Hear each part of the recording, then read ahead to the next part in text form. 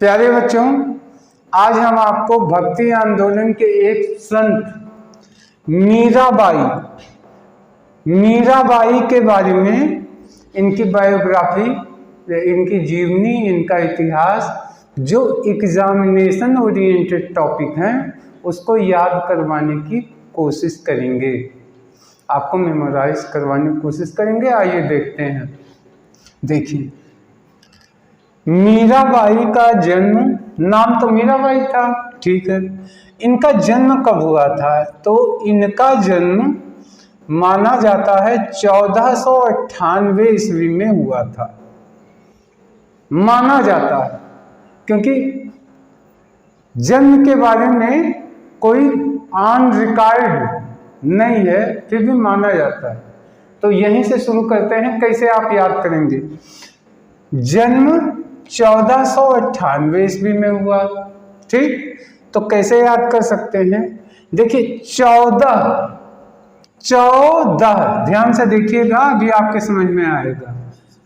14,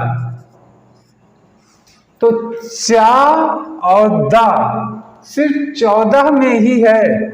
इसके अलावा 100 तक के अंकों पे देखिए तो 4, 14, 24, 34, 44 ऐसे ऐसे है, लेकिन चा और 14 में चा और दा है।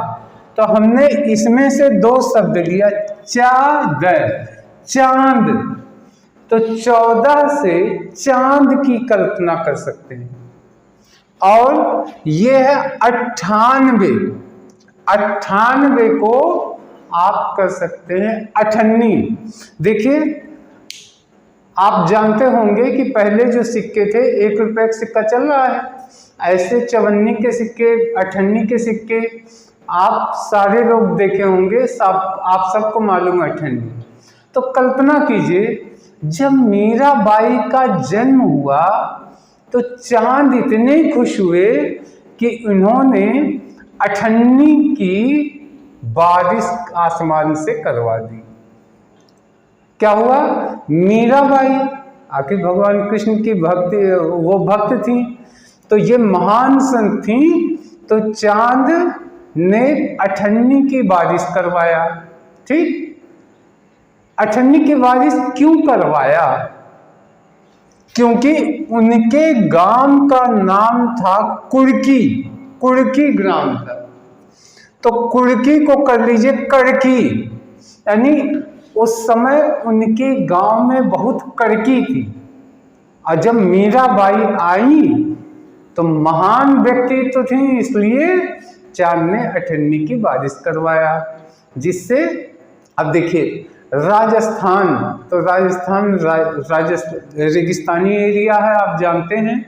जन्म इनका राजस्थान के मेड़ता शहर के कुड़की ग्राम में हुआ था। तो आप कह सकते हैं राजस्थान तो उसमें रेगिस्तान ही है, और रेगिस्तान में गर्मी में क्या होता है, खेत सूख गए, सब मेड़ बन गए, खेत सूख के मेड़ बन गए, तो मेड़ से मेड़ता शहर, और कोई फसल नहीं उगती थी, इसलिए गांव में बड़ी कड़की थी, तो कुड़की ग्राम। समझ में आ गया होगा। तो क्या हुआ, मीराबाई जैसी महान हस्ती जब जन्म ली तो चांद इतने खुश हुए कि उन्होंने 98 की बारिश करवा दी। तो चांद से 14 और 98 से 98 आपके दिमाग में बैठ जाएगा। क्यों बारिश करवाई? क्योंकि उनके गांव में बड़ी कड़की थी, तो कड़की से कुड़की। और कहाँ पैदा हुई थी? राजस्थान में पैदा हुई थी। तो राजस्थान रेगिस्तानी एरिया था, वहाँ की मिट्टी सूख के मेड़ बन गई थी। मेड़ जानते हैं आप, खेतों के बीच में मेड़ होते हैं, तो मेड़ हो गया। आप देखिए, इनके पिता जो थे रतन सिंह राठौर, देखिए ये एक राजपूत परिवार में जन्म ली थी, और इनके पिता रतन सिंह राठौर एक जागीरदार थे, राजपूत थे। तो ठीक है, उस समय राजपूत ही शासन करते थे। राजपूत जो है आमतौर पे शासक जो होते थे वो राजपूत होते थे। तो ठीक है, रतन सिंह। तो कल्पना कर सकते हैं जब मीराबाई का जन्म हुआ तो इतनी भाग्यशाली हुई कि उनके पिता रत्नों से उनका भंडार भर गया, घर का भंडार भर गया, तो रतन सिंह राठौर हो गए। इनकी माता ने मीराबाई को, माता उनकी कैसी थी, बहुत वीर थी, वीर कुमारी। तो इनकी माता बहुत वीर थी और इन्होंने वीरता की शिक्षा मीराबाई को दिया। तो ठीक है, तो माता क्या हो गई, वीर कुमारी। अब देखिए इनकी शादी कहाँ हुई, ये बहुत इंपॉर्टेंट है, एग्जाम में पूछा जाता है। इनकी शादी हुई मेवाड़ के महाराजा महाराणा सांगा के ज्येष्ठ पुत्र राणा भोजराज सिंह के साथ हुई। तब ये महाराणा सांगा राजा थे और राणा भोजराज सिंह राजकुमार थे, इनके पुत्र थे, ज्येष्ठ पुत्र। तो अब देखिए कैसे याद हो सकता है। पहला तो ये जान लीजिए ये राणा प्रताप के वंश में शादी इनकी हुई, ठीक है, राजपूतानी थी, अब महाराणा के परिवार में शादी हुई, ठीक। अब कौन ससुर था कौन पति था, इसको कैसे याद कर सकते हैं। देखिए ससुर जी महाराणा सांगा, तो महाराणा सांगा को से कर लीजिए सांग, यानी उनके ससुर को सांग गीत बहुत पसंद थे। अब मीराबाई जो है गीत बहुत अच्छा गाती थी क्योंकि वो गायिका थी और संत भी थी, तो उनका उज्जवल चरित्र और गायिका थी। तो महाराणा सांगा तो अपने ससुर को क्या सुनाती थी, सांग सुनाती थी, तो सांगा हो गए।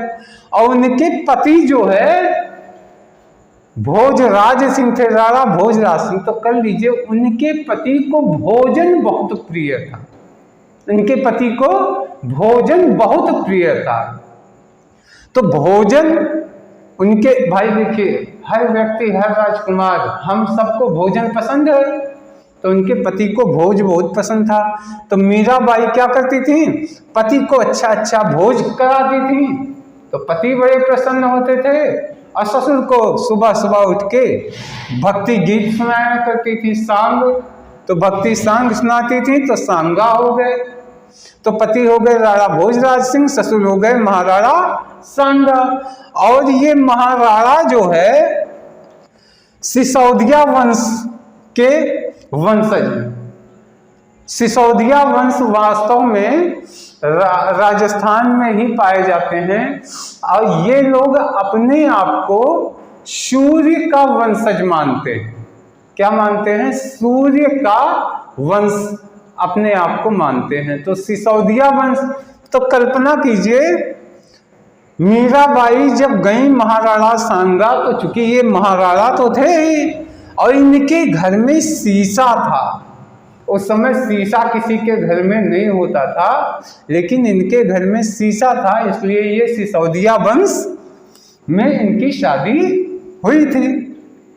ये भक्ति किसकी करती थी, भक्ति कृष्ण भगवान की भक्ति थी। ये कृष्ण, बचपन से ही मीराबाई भगवान कृष्ण की उपासिका बन गई थी।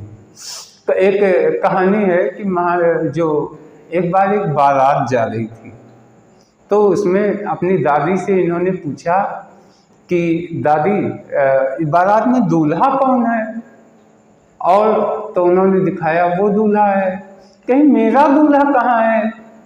तो मजाक में ही उन्होंने भगवान कृष्ण की मूर्ति लगी थी, उस मूर्ति की तरफ देख के कहा कि ये तुम्हारे दूल्हा हैं। बस उन्होंने उनको दिल में बसा लिया और तभी से भगवान कृष्ण की उपासिका बन गई, ठीक। तो कृष्ण की उपासिका थी। अब देखिए क्या हुआ, एक चीज तो संत भी थी, गायिका भी थी, भजन गाती थी, भजन बना के मंदिर मंदिर में गाती थी। कैसे हुआ ये देखिए, एक चीज बता रहा हूं, इसको मैंने बाद में नोट किया है, लेकिन ये बहुत इंपॉर्टेंट है एग्जामिनेशन में। इनके पति राणा सांगा जो है, राणा सांगा और नहीं, इनके ससुर राणा सांगा और इनके पति भोजराज सिंह खानवा के युद्ध में बाबर के साथ युद्ध हुआ और राणा सांगा हार गए और इनकी और इनके पति भोजराज सिंह दोनों की मृत्यु इसी युद्ध के कारण हो गई। तो इसको कैसे आप याद कर सकते हैं? बस ऐसे ही करिए कि कल्पना कीजिए इनके पति और इनके ससुर दोनों की हत्या बाबर ने कर दी थी, यानी बाबर ने खा लिया। बाबर ने इनके पति और इनके ससुर का जीवन क्या कर दिया? खानवा खा लिया। किसने? बाबर ने। ने खानवा का युद्ध किया था। तो जब ये खा लिया उसके बाद जो है न ससुर रहे न पति रहे। अब ये भगवान कृष्ण की पूजा, उपासिका, भजन गायन, साधु संतों से मिलना जुलना इनका था। तो इनके परिवार के और लोग जो थे, देवर वो सब पसंद नहीं करते थे और कहा जाता है कि उन लोगों को अच्छा नहीं लगता था। वो कहे कि तुम राजपूत हो और राजपूत के एक को ये सब करना शोभा नहीं देता, लेकिन वो नहीं मानी, वो करने लगी। आखिर में ससुराल से निकाल गई। तो निकल गई और निकल करके भ्रमण करके मंदिर मंदिर घूमती थी और भगवान के भजन गाती थी। अब देखिए क्या हुआ, इनकी मृत्यु कब हुई? इनकी मृत्यु 1547 में हुई। एक चीज से आप इसको याद रख सकते हैं, बहुत दुखद। देखिए जन्म याद कर लीजिए 1498, ये 49 साल जिंदा रहे, यानी जीवन का 50वां वसंत इन्होंने देखा नहीं। सोच के देखिए, मीराबाई की एक राजपूतानी महिला जो भगवान का भजन करती थी, वो कितने साल जिंदा रही? 50 साल नहीं देखा। जब ये सोचेंगे 50 साल नहीं देखा तो जिंदा कितने दिन? 49 साल। तो अब 1498 में 49 जोड़ दीजिए तो आ जाएगा 1547। तो आपको सिर्फ ये दिमाग में रखा, मीराबाई कितने साल जिंदा रही? 49 साल जिंदा रही, नहीं 50 पूरा नहीं हो पाया।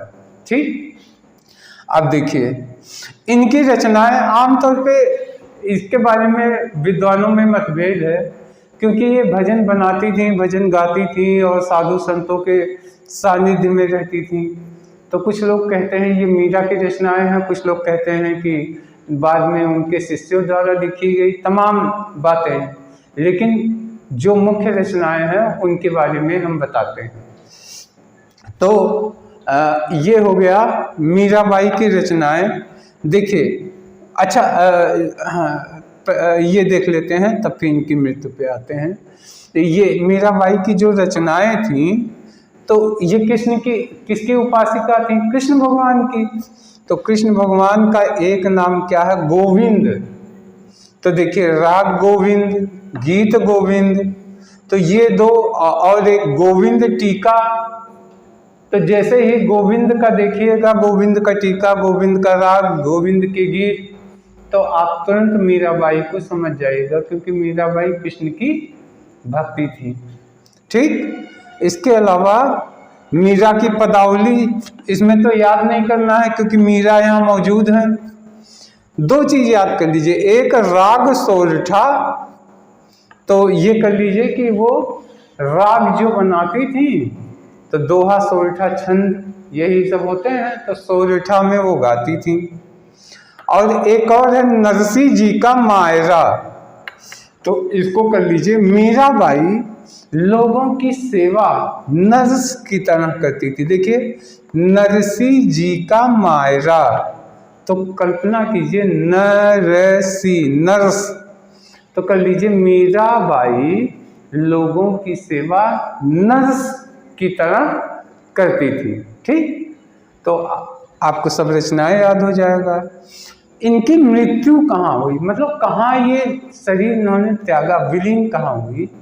तो देखिए वो मेवाड़ छोड़ दी थी, फिर घूमते घूमते अंतिम में वो कहाँ गई, वो द्वारिका पहुंची, द्वारिका गुजरात।